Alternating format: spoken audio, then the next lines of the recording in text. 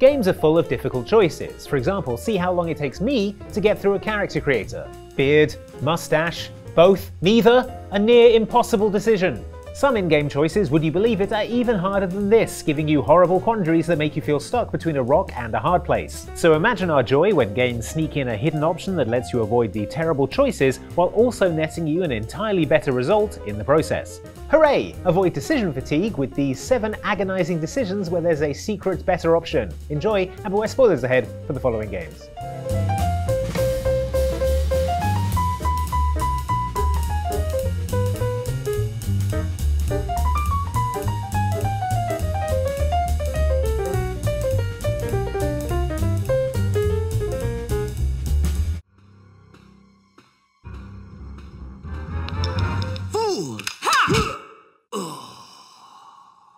Regina, what are you doing? Answer me! What have you been doing? The hovercraft's just being destroyed by the T-Rex. I caught the doctor, Rick. There's a chopper over here we can use to escape. Oh, great. I'm heading over now. It has been said that there are no bad ideas in a brainstorm. However, sometimes, just sometimes, there are no good ideas either. How else do you explain the Borderlands movie? It's a similar story at the end of Dino Crisis. In this game you play as Regina, who has been sent to an island teeming with dinosaurs to find and apprehend the scientist behind all this dino chaos, one Dr. Kirk. Do you know where I can find Dr. Kirk? Right at the end of the game, you're thrown 2 absolutely terrible ideas and asked to choose between them. First up is wounded teammate Gale, who suggests they should put priority on the mission and go after Dr. Kirk. This idea seems fair, except it turns out Gale is mortally wounded and will die just as you reach Dr. Kirk, who won't help out because A, he's not that kind of doctor, and B, is the game's main antagonist. Remember? And this is the reward for a lifetime of service to the government. Sad, isn't it? Second option on the table comes from Regina's non-mortally wounded teammate Rick, who suggests Regina ignore her duty and go after her comrade. This, apparently, is code for knocking Gale unconscious and getting him off the island, a noble action that does have the downside of allowing Dr. Kirk to escape rather than be locked up for his dino crimes. Namely, not putting scientifically accurate feathers on the velociraptors. Also, getting a bunch of people killed or whatever. While both endings involve an exciting fight with a T-Rex and escaping the island in a thrilling hovercraft chase, there's a better ending that smart players can hunt down, like smart velociraptors hunting down 2 defenseless children in a kitchen, even if it is as well hidden as a kid in a cabinet. Agree to either option, but then go to a secret underground heliport instead of towards the hovercraft, and you'll be able to save Gale, apprehend Dr. Kirk, and still take part in a cool dino chase like the overachiever you likely are.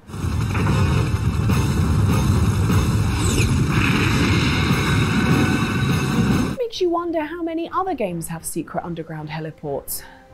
Probably worth checking, just in case.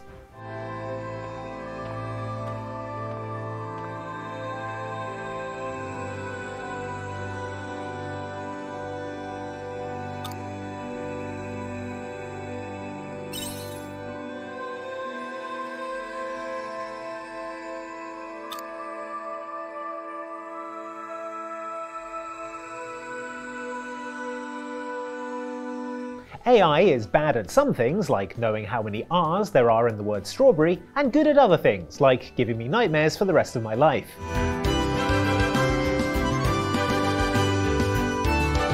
It's fine, just think how productive I'll be now that I'll never sleep again. Turns out in the distant future of farming life sim meets sci-fi action RPG Stella, AI is also not up to the task of resolving huge and difficult moral dilemmas, like the one facing you at the end of the game.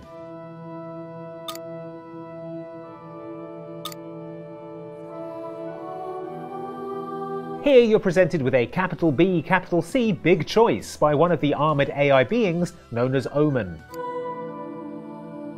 There is a species of humans called the Canes that has been preserved in cryosleep since the fall of good old planet Earth, also known as Lost Gaia. There is also a species of humans called the Ables that emerged on the new world designed by the Omen, known as Re-Gaia. Only one of these species can be saved because Re-Gaia suffers from a toxic magical plague called Quietus, and so it can only sustain either the Canes or the Ables, which is where you come in. As your Omen mate Dianthus acknowledges, AI has proven unable to make highly ethical decisions by themselves. So it's up to you to pick which variety of humanity is spared and which is sacrificed. I can barely pick which show to watch while I eat dinner, so I guess we're all in trouble. If you take the dilemma you're presented with at face value and choose to let either species die, you get an instant game over and roll credits for your trouble.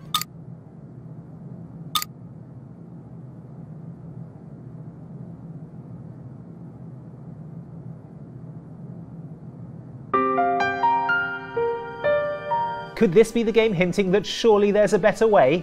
Viewer, it could. The secret third way out of this sticky situation is to reject outright the very premise of choosing who dies and who lives.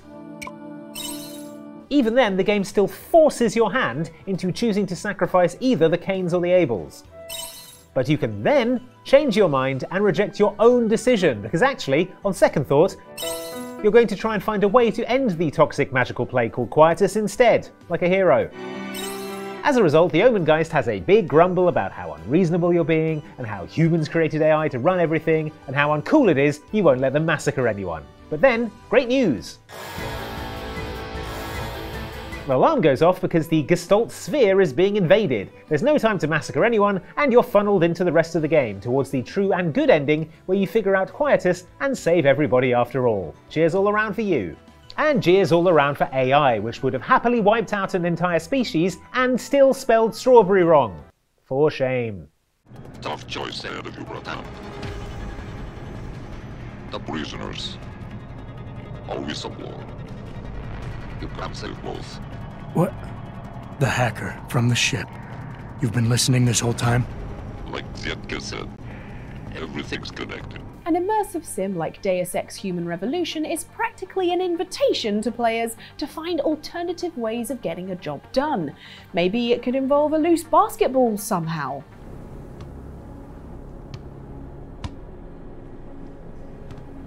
This is my NBA 2K25. Anyway, consider the game's missing link downloadable content, a standalone episode in which Adam Jensen is captured by private military company Bell Tower. The DLC builds to a dramatic dilemma where one of the Bell Tower baddies has issued the order to pump in toxic gas and kill all possible witnesses to Bell Tower's bad guy shenanigans. As cover-ups go, it's not subtle. Right now, gas is set to disperse evenly between the prison and the lab. All you can do in here is redirect flow out of one area into the other. Do nothing. Everybody dies. Do something. Somebody dies faster. Precisely. As Adam Jensen, you then have the option to redirect the deadly poison to save either the Bell Tower whistleblower who's going to expose his company's misdeeds, or save several innocent victims who have the misfortune of being in the danger zone. Or you could do nothing and let everyone die, but seems out of character for the day-saving, hoop-shooting, never-asked-for-thising Adam Jensen. Get our charter. There's no more time. The gas is dispersing. It's over. You can't save anyone now. Or alternatively, genre-fluent players could reject the choice as presented and take a well-hidden fourth option by going and tracking down the well-hidden poison gas distributor. Sabotage that pumping mechanism, and wouldn't you know it, everybody is saved! Oh, but yes. The toxicity level is dropping. You found a way to save everyone, bratan. And Jensen can return to his street-balling career with a clear conscience. There's nothing in the NBA rulebook that says you can't be cybernetically enhanced with augmentations from Sarif Industries. It's an Air Bud situation. Oh! He wants to kill Mr. House and use the Platinum chip to copy my neurocomputational matrix onto the Lucky 38's mainframe. That should give me control over all Mr. House's defenses. Most prominently, his Securitrons. And then I just do what Betty tells me. Easy peasy! I was programmed to be helpful and answer any questions I was asked. I guess nobody bothered to restrict who I answer questions for. That was probably pretty dumb, huh? When society has been obliterated by nuclear fire, it seems it's compulsory to join some kind of gang. The weirder the better. And while Fallout New Vegas is full of such gangs, the two biggest are the New California Republic, a militaristic bunch who favor order and structure, and Kaiser's Legion, an imperialistic slaver society that will happily execute an entire town to get their way. Don't worry. I won't have you lashed to a cross like the rest of these degenerates. Seems proportionate. At the very climax of the game, there's a large battle for control of the Hoover Dam. Whoever holds the dam has control over the area's electricity supply, and thus also gains control of the nearby New Vegas Strip. Those neon lights aren't going to power themselves, folks. You can either help the squares of the NCR fight off the Legion to increase their limited control of the dam and thus grow their republic, or you can side with the murderers perpetually LARPing as ancient Romans who insist on pronouncing Caesar in its original Latin form, like people who want to show off they went to a very expensive school. True to Kaiser! Or you could just avoid all those nerds and take it for yourself with the help of a bunch of robots. Which admittedly is still kind of nerdy, but in a much cooler way. That's because the Strip is overseen by a bunch of Securitron robots owned by Mr. House, the head honcho of New Vegas who was once a powerful businessman but is now a withered husk in a life support pod, who chats to you via a video screen. His plan was to upgrade the Securitron army to be much deadlier and then use them to take over the dam and drive off the warring factions. I've resurrected Vegas, spirit intact. What I need now is the ability to enforce my rightful claim. Not just against Caesar's Legion, by the way. In fact, the NCR is a more present and insidious threat. However, if you track down Benny, the besuited Chandler-voiced guy who shot you at the start of the game, and get him out of his suite in the Tops Casino, you find a modified Securitron, a smiley-faced bot known simply as Yes Man. Hey! Hi there! Good to meet you. What can I do for you today? Meet and befriend this mech and he literally can't say no to you, hence the name Yes Man. Having him on side and upgrading the Securitrons with the platinum chip you had at the start of the game opens up the option of taking the Hoover Dam and New Vegas all for yourself, keeping the Mojave independent. For a lot of players, this is a much better option than having to choose between uptight army nerds who force their own rules on everyone and a bunch of murder-happy toga enthusiasts who look like the worst bachelor party to be sat next to on your flight to Italy. And I promise I won't use this army of killer robots to take over the rest of the wasteland. Yet. Come a long way to get here, haven't we? Just think. It all started in a landfill. Then you tried to kill me. See exactly what I mean? Trying to save your sorry hide now. Tragically, sometimes when faced with a decision, you can feel overwhelmed by choice and stare at your options until your eyes glaze over and you leave the shop having not picked a chocolate bar at all. But one situation in which choice paralysis can come in useful is when you're playing Cyberpunk 2077. Towards the end of the game, you're offered up multiple choices on how to approach the final mission. You can take a deal from Moneybags tycoon Hanako Arasaka, but with that you become a corpo sellout, and Johnny Silverhand hates you forever. Wait, that's what you think? I betrayed you? Worse. Lots. You betrayed yourself. So yeah, take that option. If you can take Keanu Reeves being mad at you. Yeah, that's what I thought. In addition to this, other options become available depending on which side missions you've done. For example, you can ask your pal Panem and the Nomads for help to storm Arasaka Tower, or let Johnny take over and storm the place with Rogue, both of which risk people you like getting killed. The last option puts the least number of people in danger while not giving up your morals, but it still puts Rogue at risk, so after you choose it, Johnny offers you a moment to think. You absolutely sure? No going back on this, you know. And here is when the choice paralysis finally pays off. For once. While Cyberpunk does actually give you the conversation option of, hang on, I need a minute, what you can actually do is leave the option on screen for 5 minutes, sitting there doing nothing until Johnny breaks the awkward anxiety-filled silence with a new alternative offer. Kinda tough deciding which of your friends get to die, isn't it? Good news is you got this one chum who's already dead. And he'd be honored to join you on a wild suicide run. Johnny seems to be aware that you're more torn than Natalie Imbruglia and is happy to go in just you and him, guns blazing. But trust me, we'll go Nova. However, this option is only available to you if you're good enough pals with Johnny, having done all his side quests and given the best answers to existential questions that would definitely ruin the chill of any regular friend hangout. But let's say it was my real grave. What would you write? I'm gonna guess Johnny Silverhand was here isn't gonna cut it. But do that right and you get to go on a solo run with Johnny, avoiding risking the lives of any of your friends by giving yourself an even more mammoth task. But your reward for doing it alone is avoiding the death of Rogue and the chance to plug into cyberspace for one more decision. Either let Johnny take over or leave him with Alt, the AI that used to be his girlfriend, while you live the last few months of your life and become a Night City legend. Break a leg, V. This heist, if anybody can pull it off. And if that doesn't sound cool enough, you get to finish the game by seeing your V heading off on a space heist.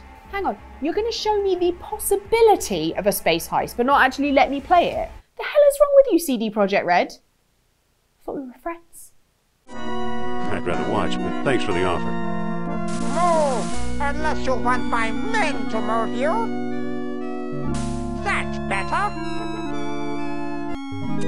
You don't need orichalcum, you need a miracle. Indiana Jones and the Fate of Atlantis is unusual for a 90s point-and-click adventure in that it lets you choose how you want to play through the game, using your brains to solve puzzles,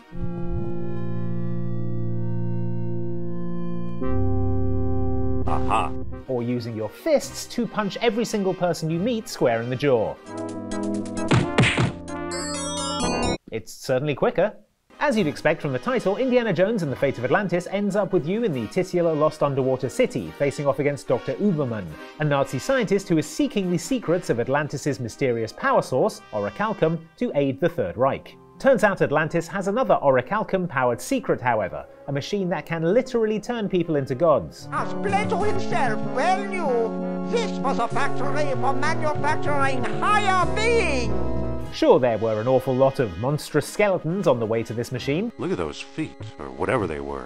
And sure, the first Nazi who tries to use this machine, putting in one orichalcum bead, ends up as a weird little goat and falls into some lava. Himmel, it's working!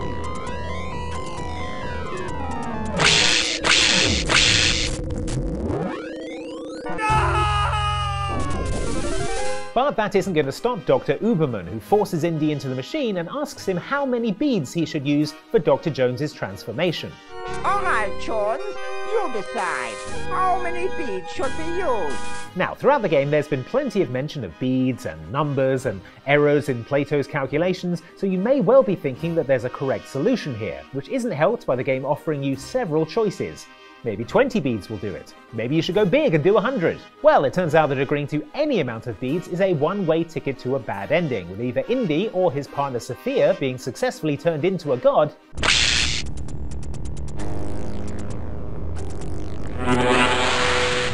for about 10 seconds before evaporating in a cloud of agonized smoke and taking Atlantis with them.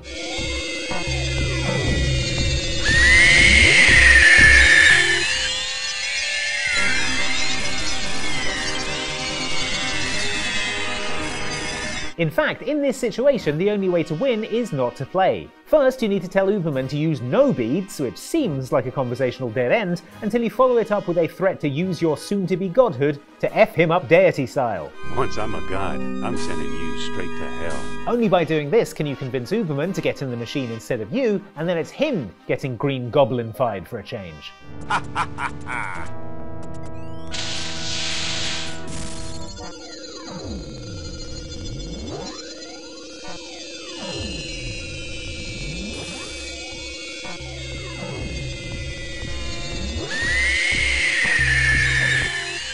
But there's your happy ending. For everyone except the city of Atlantis, I guess, because it does still get destroyed. But hey, it was lost. Nobody's gonna miss it. Hey, you got some coconut water or something like that? I need some electrolytes. Damn, it's kind of warm, isn't it? Man, you got a death wish or something. Am I supposed to kill you now? Oh, no, bro. Not me. Nah. Oh, yeah! It's hard enough to make new friends as an adult, so if you're suddenly tasked with choosing to kill one of the 2 new people you've met in the last 6 months, it's not going to be an easy decision, even if one of them is Trevor Phillips. But such a quandary is forced upon you at the very end of Grand Theft Auto 5. After GTA's equivalent of the FBI have already asked Franklin to kill his hot-headed heister pal Trevor, billionaire asshole Devin Weston knocks on Franklin's door, asking him to kill his other literal partner in crime, Michael. He has betrayed everyone he's ever known. He's got you involved with the federal government, and he's messed up several business ventures of mine. He has got to go. Devin spells out Franklin's options. Kill Michael, kill Trevor, or give yourself an entirely impossible task. Or C, try and be really stupid and save those two idiot mentors of yours and have everybody in the goddamn state crawling up your ass. The impossibility of your situation is really drilled in when Devin finally F's off. Franklin opens up his phone and the options are kill Trevor, kill Michael, or death wish. You know, death wish is very much sounding like a everyone goes down in a blaze of glory type thing. Think I'd best avoid that one. But I would be wrong to avoid it, because while this option objectively sounds like it's something you should never choose, it's actually secretly the best option in a multitude of ways.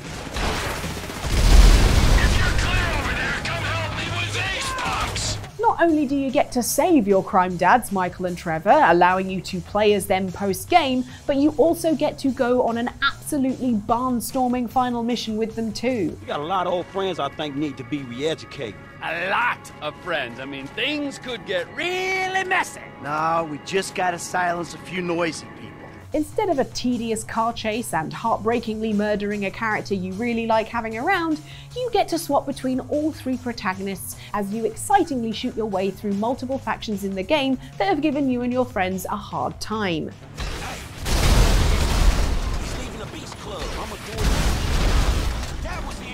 It's more satisfying than jumping into a Los Santos pool after a long hot day doing crimes.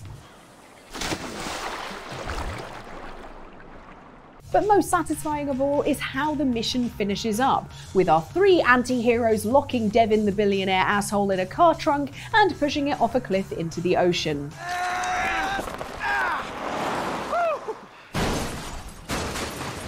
That's like the second worst way to die. The only way it could be any worse is if... Oh no, yeah. That's it.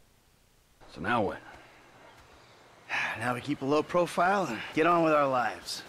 As friends. Well, do I have a choice? No, not really.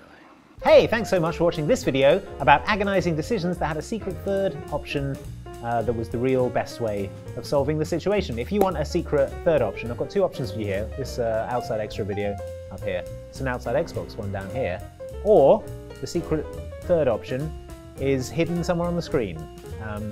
Maybe you can find it. Click every inch of the screen, and if you don't find it, then what can I say? Bad ending for you, sorry.